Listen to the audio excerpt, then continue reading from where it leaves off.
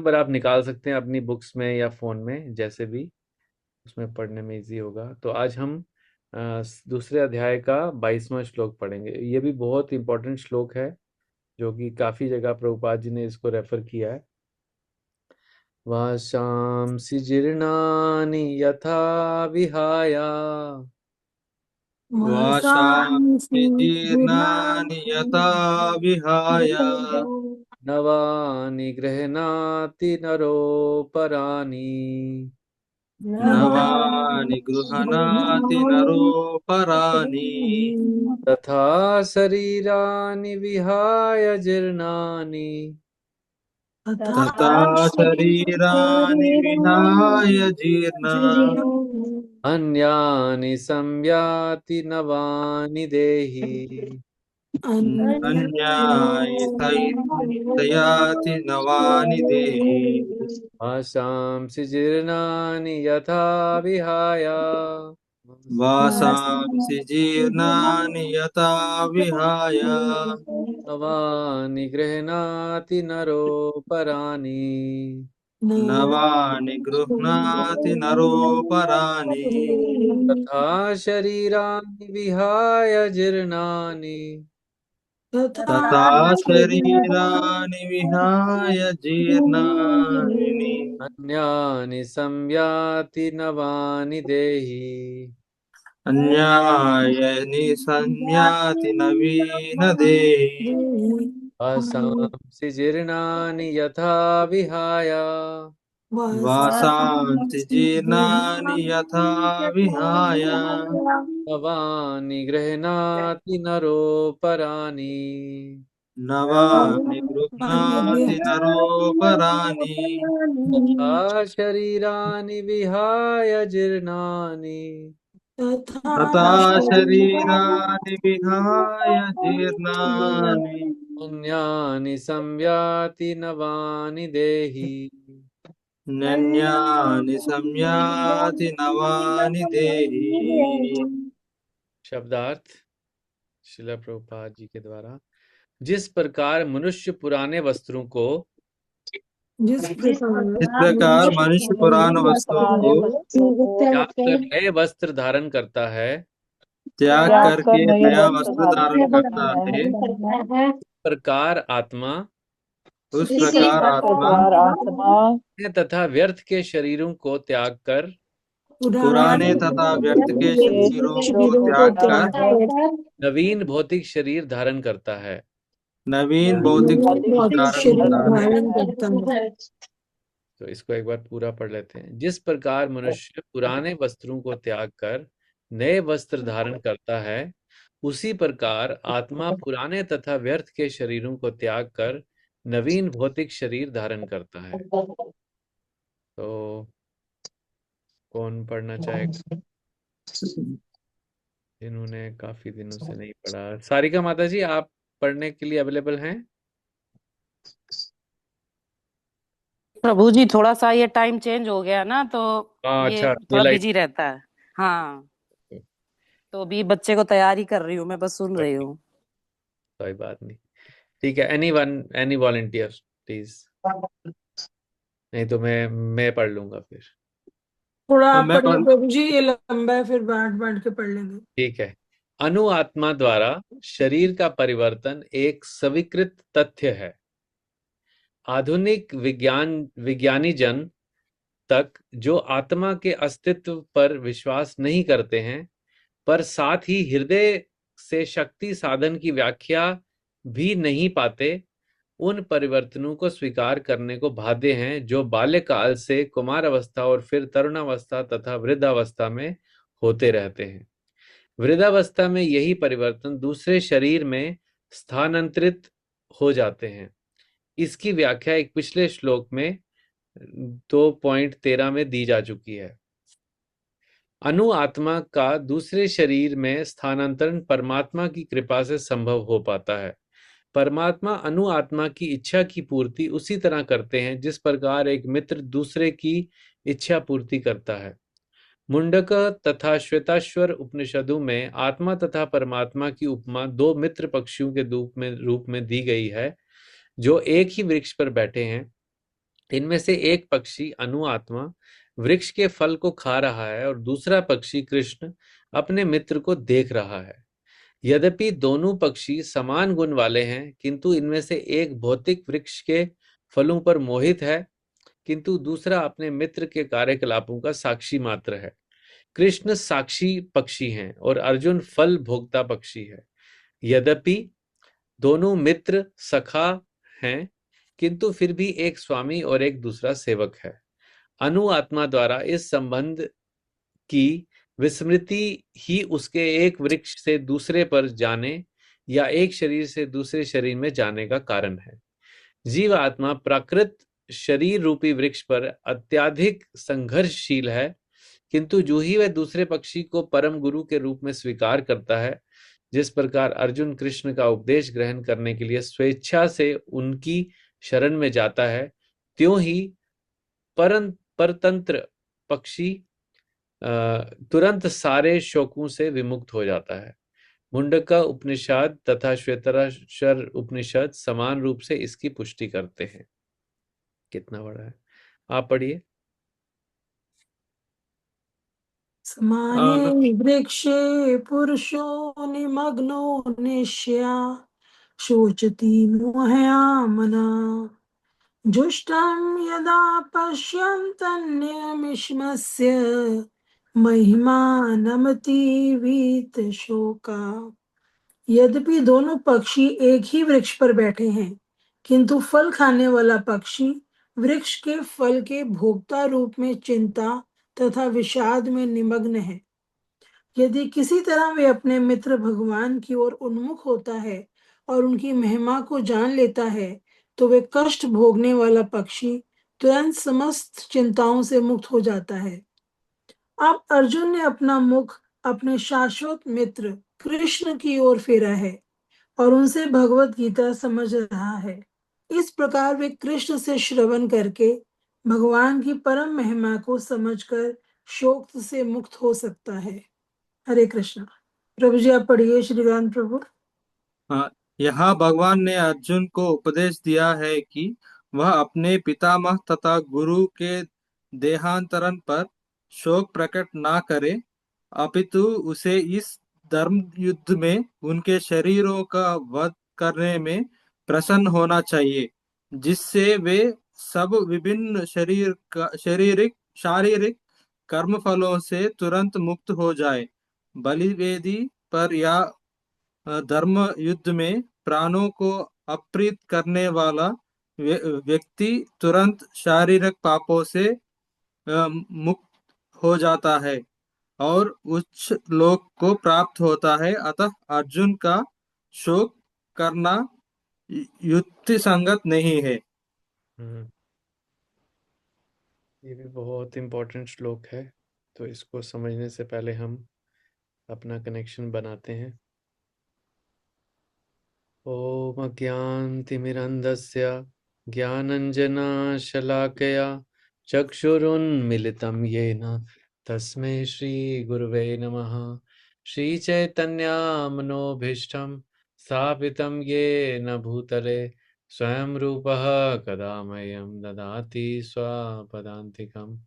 वन्देऽहं श्रीगुरु श्रीयुतापदकमलं श्रीगुरून् वैष्णवांश श्रीरूपं साग्रजातं सहगण रघुनाथान्वितं तं सजीवं साद्वैतं सावधूतं परिजनसहितं कृष्ण चैतन्य देवं श्रीराधा कृष्णपादान् सहगण ललिता श्रीविशाखान्वितांश्च। हे कृष्णा करुणा सिंधु दीनबंधु जगतपते गोपेश गोपिका कांत राधा कांत नमस्तुते। तप्त कांचन गौरांगी राधे वृंदावनेश्वरी वृषभानुसुते देवी प्रणमामि हरिप्रिये। वाञ्छा कल्पतरुभ्यश्च कृपा सिन्धुभ्यैव च पतितानां पावनेभ्यो वैष्णवेभ्यो नमो नमः। जय श्री कृष्ण चैतन्य प्रभु नित्यानंद श्री अद्वैत गदाधर शिवासादि गौर भक्तवृंद। हरे कृष्णा कृष्णा कृष्णा हरे हरे, हरे राम राम राम हरे हरे। नमः ओम विष्णुपादाय कृष्णा पृष्ठाय भूतले श्रीमते भक्ति वेदांत स्वामीति नामिने। नमस्ते सरस्वते देवे गौरवाणी प्रचारिणे, निर्विशेषा शून्यवादी पाश्चात्य देशतारिणे। श्रील प्रभुपाद की जय। हाँ जी, हरे कृष्णा। तो जिस प्रकार मनुष्य पुराने वस्त्रों को त्याग कर नए वस्त्र धारण करता है, उसी प्रकार आत्मा पुराने तथा व्यर्थ के शरीरों को त्याग कर नवीन भौतिक शरीर धारण करता है। तो क्या हम रोज जब कपड़े चेंज करते हैं तो हम शोक करते हैं? नहीं, क्यों नहीं करते? वो वो खराब, वो अच्छा नहीं है, उसको बदलना चाहिए। हाँ, क्योंकि वो कपड़ा, तो फिर वस्त्रों को फिर जब हम अपना बदलना चाहिए। change करते हैं तो शोक क्यों करते हैं? उससे डरते क्यों हैं? बिकॉज हम बहुत अटैच्ड है इस शरीर से। अगर कोई एक शरीर। बताइए। नहीं नहीं, आप बताइए। हाँ, मतलब हमें एक ड्रेस बहुत पसंद आ गया है और अब हम वही रोज पहनेंगे। वह वैसा ही है ना, वैसा एग्जांपल हो रहा है ना सेट। एक ड्रेस हमको बहुत पसंद है, हम रोज उठ के उससे सुबह नहाते हैं, उसके बाद वही ड्रेस पहन लेते हैं, या रात को भी चेंज नहीं करते, उसी में नहाते हैं, उसी में जो जो एक्टिविटीज है सब उसी ड्रेस में करते हैं। तो उस ड्रेस का क्या हाल होगा? फट जाएगा, कुछ दिन बाद खराब हो जाएगा। गंदा हो जाएगा, फट जाएगा, फिर बोलेगा, कोई ना कोई बोलेगा, भैया अब तो चेंज कर ले। तो ऐसा ही लग रहा है ना हमको कि अगर हम अपने को शरीर मान रहे हैं, मतलब अगर मान लो अपने को आत्मा ही मान रहे हैं, मान लो, और हम आत्मा के ऊपर जो शरीर है, शरीर रूपी वस्त्र है, अगर हम उससे इतने अटैच हो गए हैं, तो फिर हमारा हम अपने को समझ सकते हैं ना कि हम ऐसे व्यक्ति के जैसे हैं जो कि एक ही ड्रेस पहन रहा है बचपन से लेकर, छोटा भी हो गया, लेकिन वो ऐसा ऑटोमेटिक सा ड्रेस है कि जो साथ साथ में बॉडी के साथ एक्सपैंड हो रहा है, लेकिन उसको उतारना नहीं है।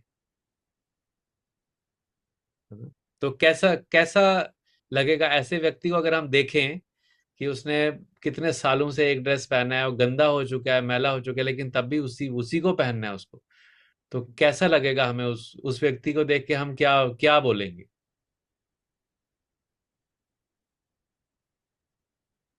वो सही सही समझ वाला व्यक्ति है या मूर्ख है? अरे कृष्णा प्रभु जी, ये मूर्ख है। हाँ। तो अर्जुन के माध्यम से भगवान हमको यही बता रहे हैं कि हम क्या हैं। सो इसमें जो एग्जाम्पल्स दिए गए हैं वो हमने पहले भी डिस्कस किए हुए हैं। अ, यहाँ पर पहला थोड़ा सा साइंटिफिक वाला कॉन्सेप्ट बता रहे हैं कि जो आधुनिक विज्ञानी जन हैं, वो ये तो समझते हैं, जो आत्मा के अस्तित्व पर विश्वास नहीं करते, पर साथ ही हृदय से शक्ति साधन की व्याख्या भी नहीं कर पाते। तो साइंटिफिक वर्ल्ड में वो आत्मा उनके लिए एग्जिस्ट करता नहीं है कि हाँ कोई सोल टाइप का है, क्योंकि उनके लिए सब कुछ बॉडी ही है। बॉडी में ही कुछ तो एनर्जी, जब कुछ केमिकल मिलते हैं उससे एनर्जी निकलती है। लेकिन अगर उनसे पूछा जाए कि ठीक है, कि ये जो हार्ट में से हमारे ऊर्जा निकलती है, उसका कारण क्या है, तो उसके लिए उनके पास कोई आंसर नहीं है। और वो जो ऊर्जा है वही बाल्यकाल से कुमारावस्था फिर तरुणावस्था में वो बॉडी को सस्टेन करता है। तो अगर हम किसी के या अपने शरीर के ही जो हमारा शरीर जब चेंज होता है, जैसे बचपन से लेकर अभी तक भी कितनी बार चेंज हो चुका है। पहले छोटे बच्चे का बॉडी था, फिर उसके बाद थोड़ा सा जो 5-6 साल के बच्चे का था, फिर उसके बाद यूथ था, फिर उसके बाद मतलब यूथ मतलब जो टीनेज था, टीनेज के बाद यूथ था, अभी मिडिल एज है, किसी का ओल्ड एज है। तो क्या हम हर दिन शोक कर रहे हैं क्या कि मेरा बॉडी चेंज हो रहा है, वो वाला मेरा बचपन का बॉडी चला गया, हाय? है ना? नहीं, हम लोग जब तक यू यंग एज में है तो हम खुशी खुशी रहते हैं। हाँ। जैसे ही जब बूढ़े होते होते हैं कुछ दर्द शुरू हो जाता है, ये होता हाँ। है, अरे फिर दुख होते हैं। हाँ। तो हमें शरीर के कारण ही दुख मिलता है। अब जैसे किसी का शरीर, किसी ने एक ही कपड़ा पहना हुआ है बहुत सालों से, अब उस पे फंगस लग गया है, अब उस कपड़े पे इतना गंदा हो गया है कि उसके अंदर कीड़े चल रहे हैं, उसके अंदर बहुत सारा इन्फेक्शन हो गया है। तो उसी से उस व्यक्ति ने, जिस व्यक्ति ने वो गंदे कपड़े पहने, उसको उससे इन्फेक्शन होने के चांस है ना। जी। ऐसा ही हमारे साथ भी है।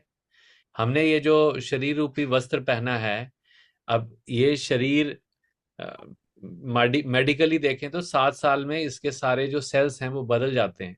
वो भगवान ने वैसी व्यवस्था की है कि इसमें इन्फेक्शन ना हो, तो इसलिए सारे सेल्स, जो डेड सेल्स हैं, वो सारे रिप्लेस होते हैं।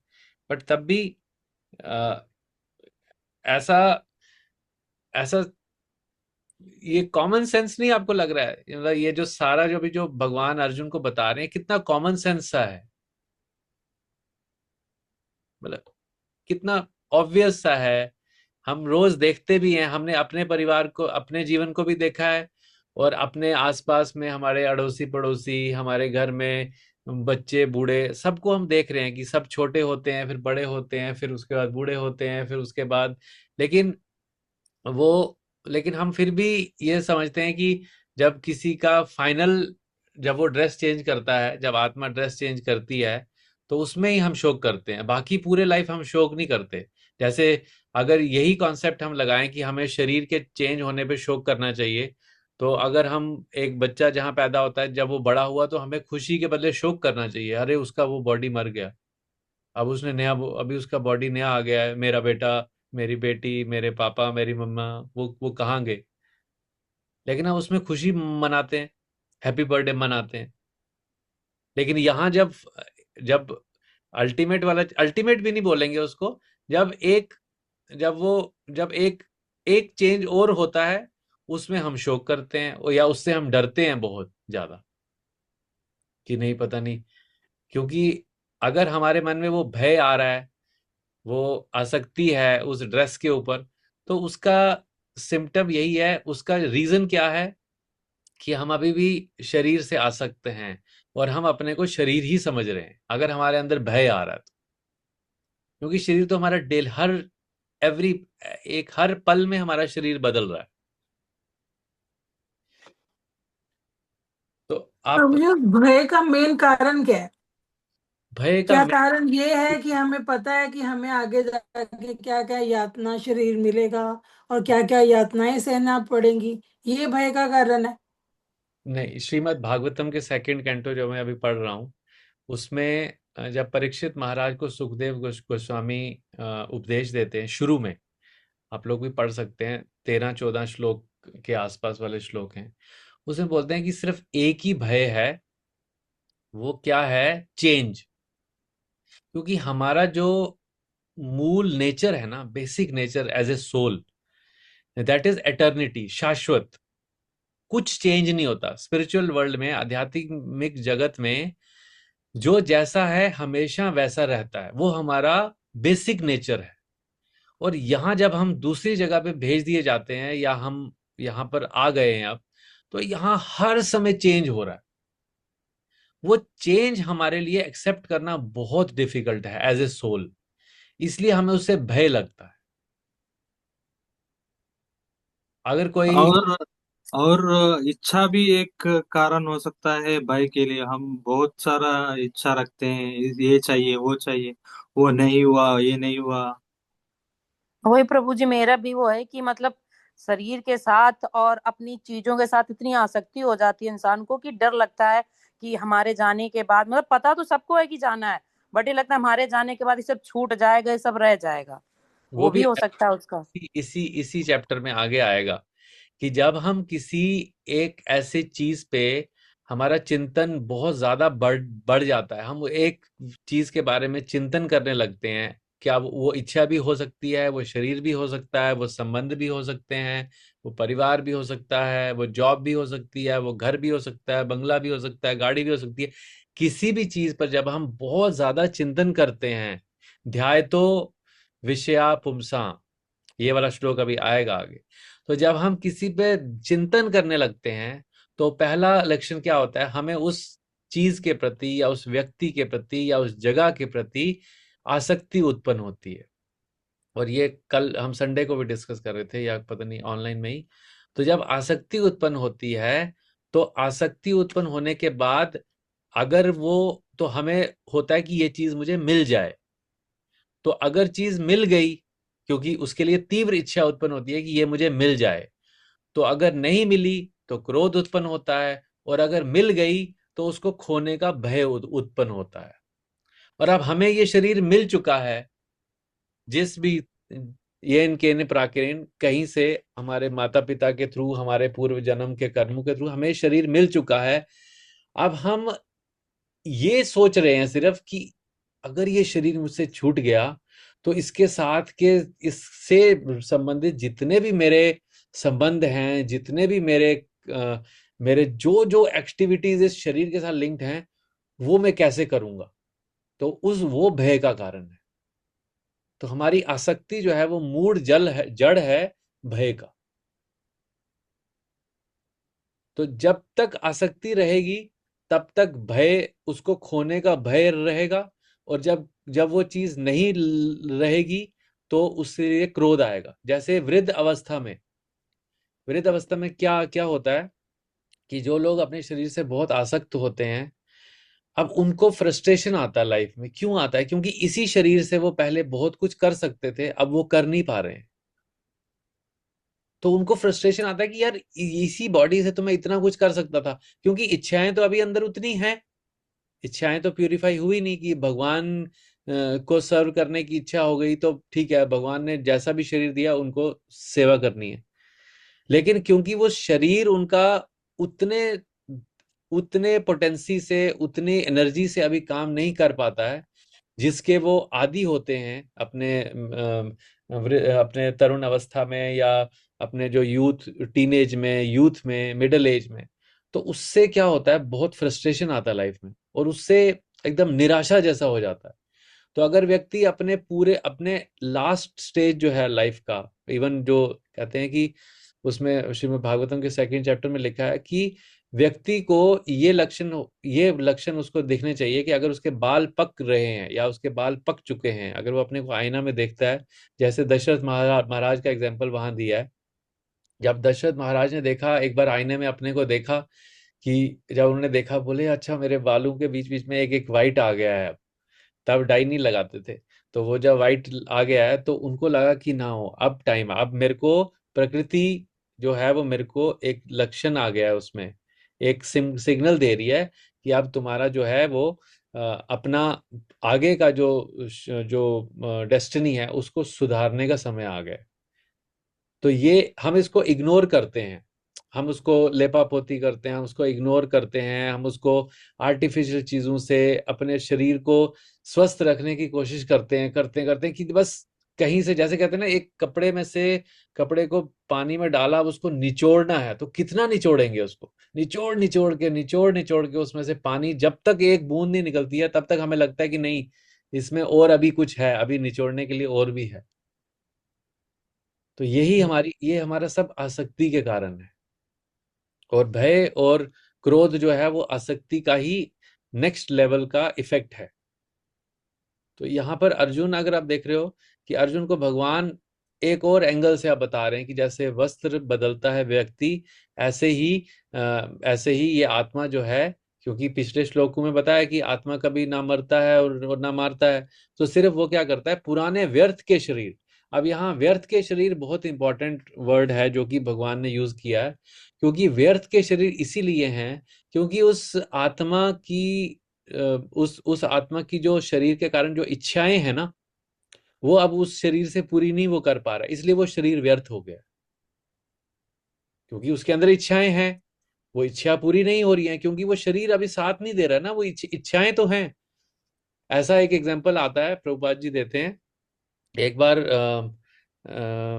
राजा अकबर ने बीरबल से पूछा कि ये जो स्त्री पुरुष आकर्षण है, क्या ये वृद्धावस्था में खत्म हो जाता है? तो अर्जुन ने बोला कि मैं आपको इसका उत्तर कल दूंगा। आप अपनी बेटी को लेकर, मेरे एक मित्र हैं, वो एकदम डेथ बेड पे हैं, तो आप वहां पे आना अपनी बेटी को लेकर। तो उनकी डॉटर यंग थी। तो बोले ठीक है। तो वो राजा अकबर जो है अपनी बेटी को लेकर वहां आते हैं। तो बीरबल उनको बाहर बोलता है कि आप बस अंदर आ जाना, और आप सिर्फ वो जो बूढ़ा व्यक्ति डेथ बेड पे है उसकी आंखों को देखते रहना। सिर्फ उसकी आंखों को देखना, आपको उसको किसी से बात करने की जरूरत नहीं है, कुछ नहीं बोलना है आपको, बस आपको सिर्फ उस व्यक्ति की आंखें देखनी है। तो जैसे ही वो दोनों बाप और बेटी अंदर आते हैं, तो वो जो वृद्ध व्यक्ति होता है, जो एकदम बिल्कुल डेथ बेड पे है, मतलब ऑलमोस्ट गोइंग टू डाई, उसकी आंखें सिर्फ वो जो राजा अकबर की जो यंग बेटी होती है उस पे होती है। तो वहां से बीरबल फिर बाद में जब बाहर जाते हैं, तो बीरबल उनको देते हैं कि ये जो हमारे डिजायर्स है ना, ये शरीर के लेवल, ये शरीर क्षीण हो जाता है लेकिन डिजायर खत्म नहीं होते। तो इसलिए भगवान हमारे डिजायर्स को फुलफिल करने के लिए हमें नेक्स्ट शरीर देते रहते हैं। तो इसमें भगवान का कोई वो नहीं है कि भगवान की मर्जी है तो भगवान ने मुझे कुत्ता बना दिया, भगवान ने मुझे इंसान बना दी। ये हमारी खुद की इच्छाएं हैं कि हम इंसान के रूप में हैं, इंसान के शरीर लेते हैं, या कुत्ते का लेते हैं, या बिल्ली का, या पक्षी का, क्या, ये हमारी अपनी इच्छाओं के कारण है। तो यम यम वापी स्वरण भावम आता है ना, कि जो लास्ट में हम जिस भी भाव का स्मरण करते हैं, तो हमें वैसा शरीर मिलता है, हम वैसे भाव को प्राप्त होते हैं। तो इसलिए ये यहाँ पे जो जो भी एग्जांपल्स हैं, कि जो जैसे दो पक्षी वाला एग्जांपल जो बताया गया, मुंडका और श्वेतेश्वर उपनिषद वाला, कि हमने ये पहले भी बड़ी बार डिस्कस किया है कि जब तक वो जो अनु आत्मा रूपी पक्षी है, जब तक वो परमात्मा कृष्ण रूपी पक्षी की तरफ मुड़ता नहीं है, अब ये बोलता है कि बस अब मैंने बहुत फल खा लिए, अब जो है, अब आप मुझे जो बोलोगे मैं वो करूंगा। तो वो स्टेज का भगवान जो है, कृष्ण जो हमारे अंदर परमात्मा रूप में है, वो जो पक्षी के रूप में है, उसको समझ सकते हैं पक्षी के रूप में, तो वो उस पॉइंट का वेट करते हैं, उस पर्टिकुलर समय का वेट कर रहे हैं हम सबके लिए, कि कब ये मेरी तरफ मुड़ेगा और आप बोलेगा बस। तो यहाँ लिखा हुआ है, यहाँ बल भगवान ने अर्जुन को उपदेश दिया कि वह आप ये नहीं, ऊपर वाले में, यद्यपि दोनों पक्षी एक ही वृक्ष पर बैठे हैं, किंतु फल खाने वाला पक्षी वृक्ष के फल के भोक्ता के रूप में चिंता तथा विषाद में निगम है। उसको लग रहा है पता नहीं ये फल मुझे मिलेगा नहीं, कोई दूसरा पक्षी आ जाएगा उसको खा लेगा। जब उसको फल मिल गया तो उसको लगेगा कि अब ये मेरे मुंह से, चोंच से कोई पक्षी दूसरा फल ऐसे चोरी ना करके ले जाए, मैं रात को सो रहा हूँ कोई और आ जाए मेरे पेड़ का फल खा ले। तो ये चिंता विषाद उसको उसको घेरे रहता है। यदि किसी तरह वे अपने मित्र भगवान की ओर उन्मुख होता है, तो उसकी महिमा को जान लेता है। बस एक बार, यहाँ भी अर्जुन एक बार भगवान की तरफ टर्न हो गए ना, तो भगवान ने एकदम से गुरु का रोल ले लिया। तो वही हमारे लिए भी वेट कर रहे हैं। अब अर्जुन ने अपना मुख अपने शाश्वत मित्र कृष्ण की ओर फेर रखा है, और उन्हें भगवत गीता समझ आ रहा है। तो हमें भगवत गीता कैसे समझ आएगी? जब हम अपने अपना मुख जो है वो गुरु या भगवान की तरफ उन्मुख करेंगे, हम उनकी तरफ सरेंडर, हम अर्जुन की तरफ सरेंडर करेंगे, तभी गीता समझ आएगी पूरी। इस प्रकार वह कृष्ण के श्रवण करके, कृष्ण से श्रवण करके भगवान की परम महिमा को समझकर शोक से मुक्त हो सकता है। तो शोक मतलब भय के बाद में शोक आता है। तो हमारा जो पूरा जो भय, क्रोध, शोक, ये सारा खत्म हो जाएगा अगर हम भगवान को या भगवान के रिप्रेजेंटेटिव को, गुरु को समर्पण करेंगे। तो ये इस श्लोक में पूरा जो इसका निचोड़ निकल गया, इसको अगर ऐसे निचोड़ेंगे तो वो जो एक ड्रॉप निकलेगा वो ये है कि समर्पण और भगवान की तरफ उन्मुख होना।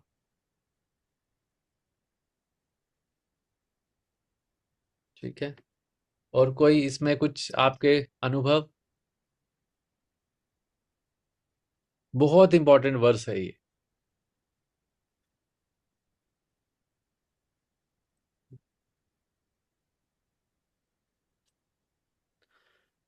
तो धीरे धीरे भगवान जो हैं वो कील पे हथौड़ा मार रहे हैं। वो कील हमारे धीरे धीरे और ज्यादा स्ट्रांगली हमारे चेतना रूपी जो दीवार है उसमें जा रहा है, और हमें यही विश करना है कि वो बस वहां टिका रहे, वो कील जो है, जो वो नॉलेज दे रहे हैं हमको कील के माध्यम से, और ऊपर से हथौड़ा मार रहे हैं, एक एक वाक्य से वो हथौड़ा मार रहे हैं, तो वो हमारे दिमाग में एकदम फिट हो जाए, हमारी बुद्धि में फिट हो जाए वो।